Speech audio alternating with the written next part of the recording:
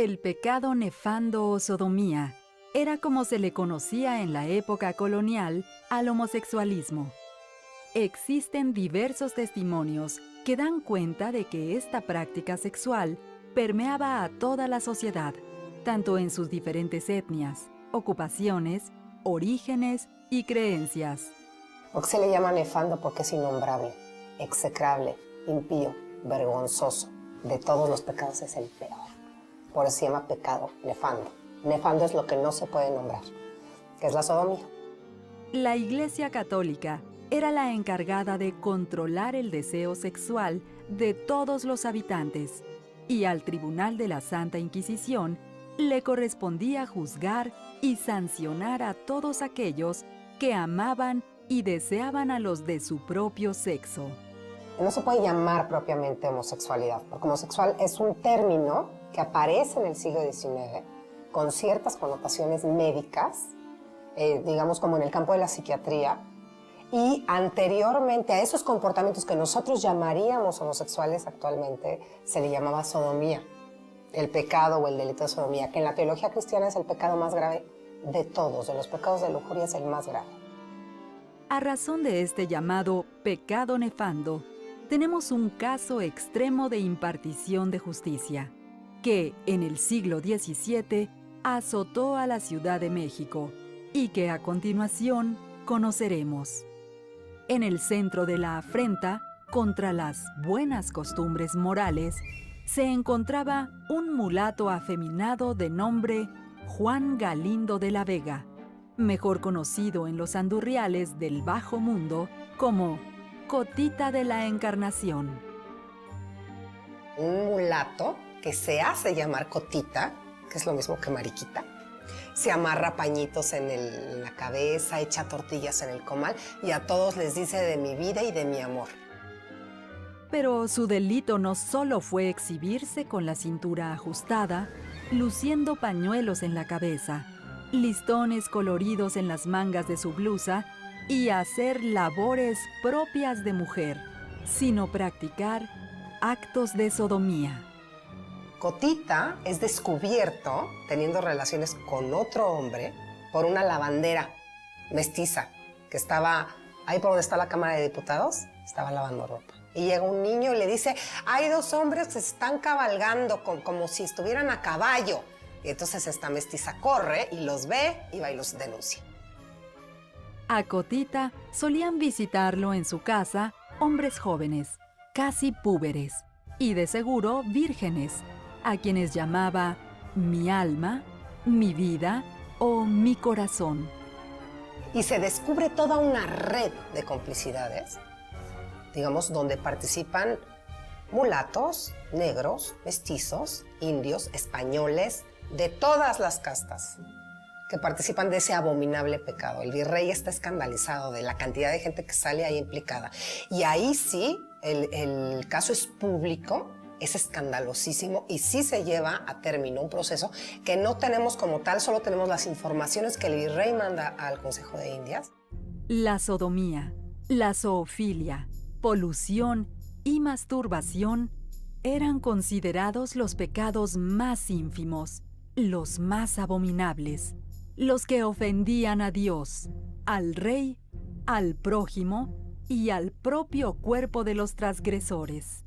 Eran delitos contra la naturaleza, aquellos que nublaban la razón, actos tan impúdicos y obscenos que se prefería enterrarlos en el más profundo de los silencios para jamás nombrarlos.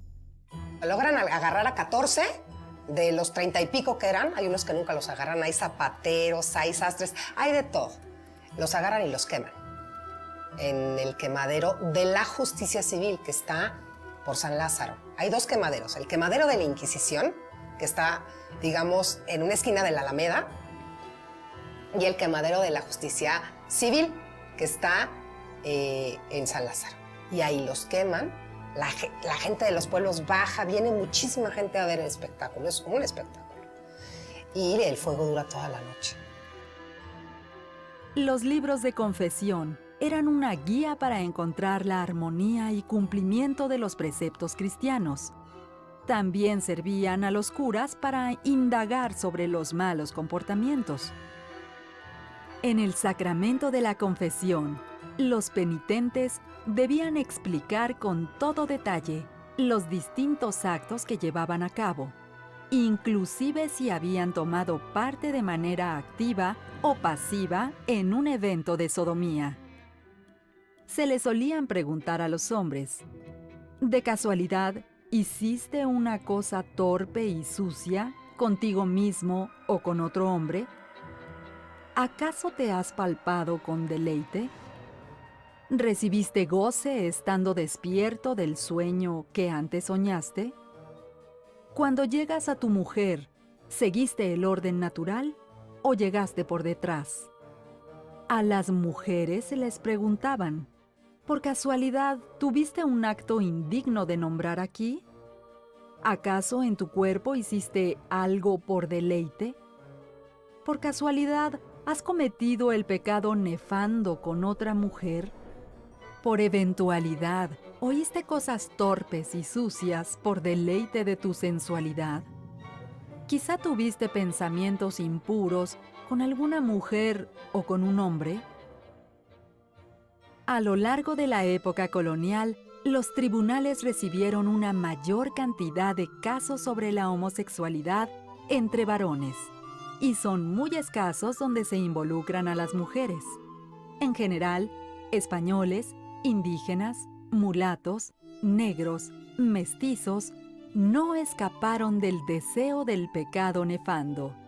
Inclusive se conoce que, antes de la llegada de los españoles, existía una ambigua actitud hacia los homosexuales. Por una parte, eran repudiados y por otra, se les toleraba. Se nos dice que en Tlaxcala a los homosexuales no los castigaban, ¿no? Y en la Ciudad de México sí. Y ahí también hay que tener cuidado con las fuentes, ¿no? En las relaciones geográficas de Yucatán se nos dice que había una institución especializada, ¿no? Como una inquisición, en castigar a los homosexuales y los quemaban en la hoguera. Eso es una visión colonial, fabricada, ¿no? Por un informante que era muy cercano a los franciscanos y que les decía pues, lo que ellos querían escuchar, ¿no? Yo dudo mucho que existía este tipo de institución entre los mayas yucatecos prehispánicos, ¿no? Y que se dedicaban a perseguir a los homosexuales y quemarlos en una hoguera, cosa que sí hizo la Inquisición. Calzontzin, uno de los gobernantes purépechas, fue condenado por el pecado nefando, porque tenía la costumbre de dormir rodeado de hombres. Tenemos datos sobre purépechas al respecto, ¿no? Que nos dicen que sí había una cierta aceptación de estos, de los verdaches, por lo menos en algunos grupos, pero hay que matizar todo eso, porque en otras partes hay leyes que condenan a muerte la mujer que se viste de hombre o el hombre que se viste de mujer. En la época colonial, los transgresores recibieron distintos tipos de nombres, que reflejaba el grado de repudio. Las autoridades civiles y eclesiásticas, con una fuerte carga moral, los nombraban como sométicos, inmundicia, cáncer, peste, basura, joto y contaminación. Prevalecía la idea de que había que acabar con este mal antes que la sociedad se contagiara.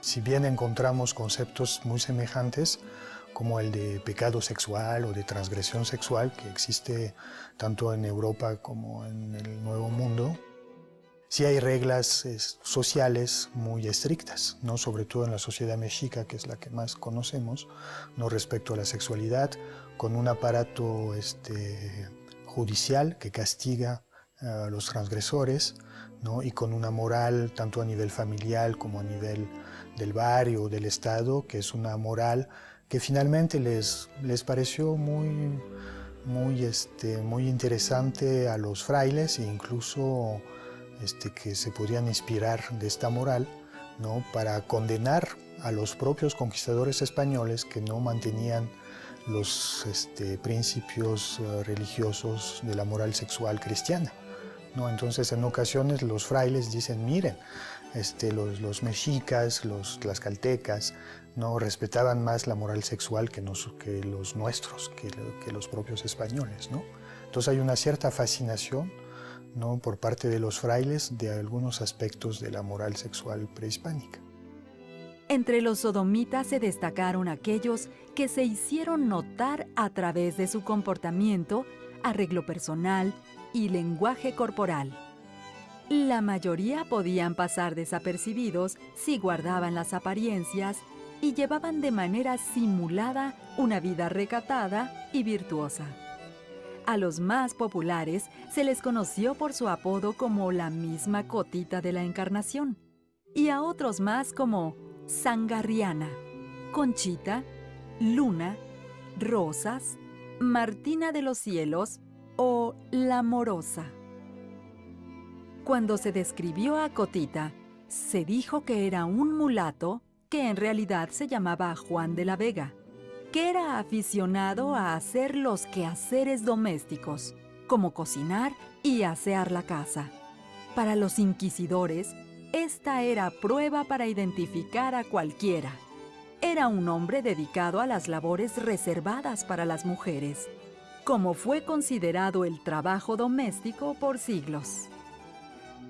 Aquí es como muy importante darse cuenta que una cosa es la prohibición y otra cosa es la práctica. Si uno va a las fuentes o va a los libros y lo único que ve son las prohibiciones, vas a ver un mundo en donde no se puede hacer nada. Tienes que aprender a leer también la prohibición como la revelación de una práctica. En la teología cristiana, el delito o pecado que no lo persigue la Inquisición, y eso es también muy importante que quede claro, es un delito que persigue la justicia civil, es uno de los más graves, porque es un atentado contra uno mismo, contra el prójimo y contra Dios. Entonces puede incluso llevar a un comportamiento herético.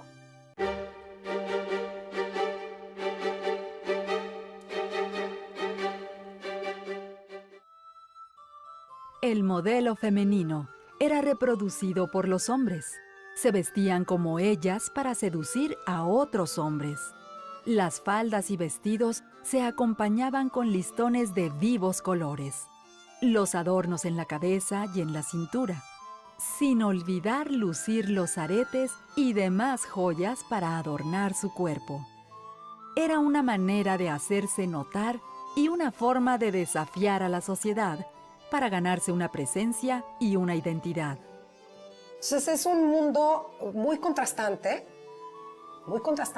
de mucha prohibición, pero también de comportamientos que rebasan la prohibición, muy a pesar de las autoridades, y donde es posible encontrar matices. El problema en México es que no estamos acostumbrados a una historia de matices. Estamos acostumbrados a una historia de buenos buenos y malos malos, en donde pues es muy maniqueo y no acabamos por entender bien a bien cuáles eran las dinámicas sociales, culturales, morales, sexuales, digamos, que había en Nueva España. Como en el caso referido y por estudios recientes, se conoce que en el siglo XVII existieron algunas redes de hombres que sabían cuándo y dónde buscar sexo con otros hombres. La mayoría de los encuentros se realizaban en las casas, donde socializaban jóvenes, maduros, ancianos, travestis y prostitutos. Se cantaba, se bailaba y se reunían a celebrar cualquier santo patrón. Los amantes se encontraban, discutían y hasta llegaban a encelarse con otros asistentes. Los viejos casi siempre asumían el papel de alcahuetes e inclusive eran los iniciadores de los más jóvenes. Otro de los escenarios de los sodomitas fueron los barcos que hacían el viaje entre la madre patria y los puertos de América. Vienen en los barcos los marineros, meses, tripulaciones de puros hombres. Digamos, la convivencia es mañana, tarde y noche. Duermen juntos, de dos en dos, por lo general.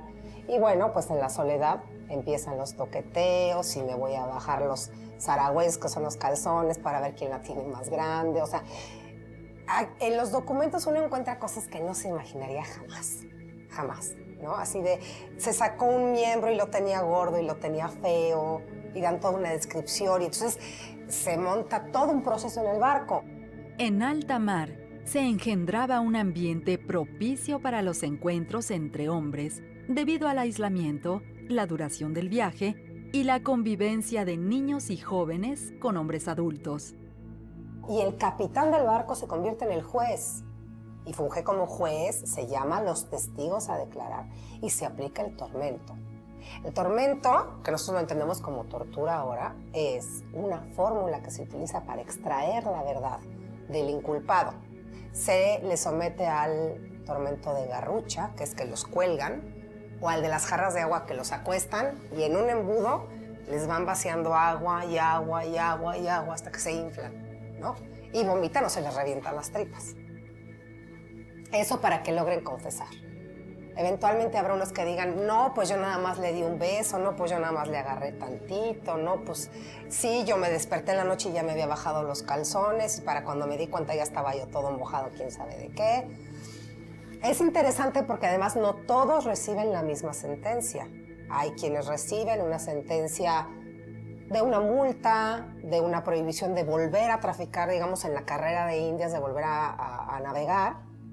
Hay el caso extremo, yo encontré un caso de un hombre que sí es encontrado culpable y lo sacan en una chalupita entre las naves, porque además los barcos no van solos, los barcos van siempre juntos. O sea, van varios barcos para defenderse de los ataques piratas o de cualquier eventualidad que pueda traer un barco. Entonces, no es un barco solo, van una flota. Y se saca a este hombre en un barquito, en una chalupita por los barcos, con un pregonero que diga sus pecados, ¿no? Y se le encontró culpable del abominable pecado de tal y lo queman junto con el otro inculpado. La sodomía, el castigo máximo que recibe es el de la hoguera, porque el fuego es purificación. Las agresiones sexuales en los barcos quedaban en el silencio. Solo se conoce a aquellos que rompieron las complicidades de las autoridades marinas. Yo encontré un caso de un titiritero negro. Los titiriteros son estos personajes que siempre están como al margen de la sociedad, que andan como por los pueblos, que viene con un muchachito. Y este niño viene con el titiritero caminando, se va presentando el espectáculo, él trae sus muñequitos. Y el niño logra escaparse en Oaxaca, en Yanguitlán. Y va con el prior del convento y le dice, este hombre durante un año me ha violado todas las noches, me azota, me golpea. Bueno, entonces se empieza, ¿cómo se llama este hombre? Pues se llama así y tiene estas características, lo aprenden. En los casos de sodomía se aprende a las dos, al inculpado y al acusador, en lo que averigua si el acusador le había dado chance, había querido o no había querido, etc. A los dos por separado y se empieza a hacer una indagatoria. Entonces al niño llaman a unos cirujanos que lo examinen. Los cirujanos de la Facultad de Medicina dicen, tiene el miembro deslacerado, o sea, le revisan, digamos, el ano y ven que lo tiene lleno de costras, desgarrado, que sí, que efectivamente ahí hay prueba de que ese niño fue durante muchísimo tiempo sodomizado. Tiene marcas en el cuerpo, cicatrices porque además el niño dice, cada vez que no me dejaba, me azotaba con un mecate, nudoso y duro. Y el niño tiene lleno de cicatrices. Va contando cómo se quedaban en haciendas, paraban la noche y el niño, por más que gritaba, pues no había quien lo oyera porque estaban en despoblado. Algunos de los agresores aprovecharon su rango, fuerza física y capacidad económica para acallar a sus víctimas. El hombre niega haber abusado del niño, dice que no, que una señora se lo encargó en Guatemala, que ha estado ayudándole a representar, tal. Después de varias admoniciones, digamos, de varias advertencias, el hombre sí, pues acepta que sí, que un par de veces había abusado del niño. Como mucho en los procesos en México, ya sean civiles o inquisitoriales, quedan inconclusos o tardan muchos años en terminar. Encontramos que un hombre manda a preguntar por la suerte de este negro que sigue preso. Del muchachito no volvemos a saber nada. ¿Qué fue de él? ¿Dónde acabó? ¿Si se escapó? ¿Si lo liberaron? ¿Si se quedó en el convento? No se sabe. si regresó a Guatemala con sus papás. Del negro sabemos que después de un año manda a preguntar qué pasa con su proceso, si se le va a dictar sentencia, si se le va a seguir, etc. Y lo que contesta, porque se manda esta notificación a la Inquisición en la Ciudad de México. La Inquisición contesta que ese delito no le corresponde a la Inquisición y que lo libere. Como en el caso que hemos visto hasta ahora, los juicios les permitieron a los homosexuales expresar sus sentimientos, afectos y las características singulares de su sexualidad. Aquellos que se pronunciaron abiertamente hicieron explícitos sus deseos, el disfrute de los placeres carnales y su sensualidad emocional, a pesar de que arriesgaban su propia vida. La expresión «tengo muchas ganas» remitía a un comportamiento heterosexual, el deseo entre un hombre y una mujer, pero en este caso era pronunciado para fornicar entre dos personas de un mismo sexo.